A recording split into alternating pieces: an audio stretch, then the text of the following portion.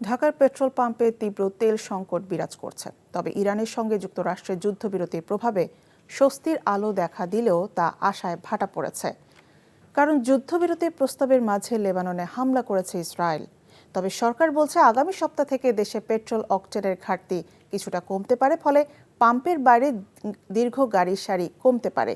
এদিকে আজও পাম্পগুলোতে দীর্ঘ লাইন দেখা গেছে। তেল সংকটে ভোগান্তি পোহাচ্ছেন গ্রাহকরা। এর মধ্যেই রেশনিং করে তেল দিচ্ছে পাম্পগুলো, তবে এখনও সব পাম্পে তেল সরবরাহ করতে পারছেন না পাম্প মালিকরা। যেগুলোতে তেল পাওয়া যাচ্ছে সেগুলোতেও চাহিদা মতো তেল কিনতে পারছেন না গ্রাহকরা। এদিকে সরকার এই পরিস্থিতিতে ধৈর্যের সাথে মোকাবেলা করে প্রয়োজনের বাইরে তেল সংগ্রহ না করতে অনুরোধ জানান।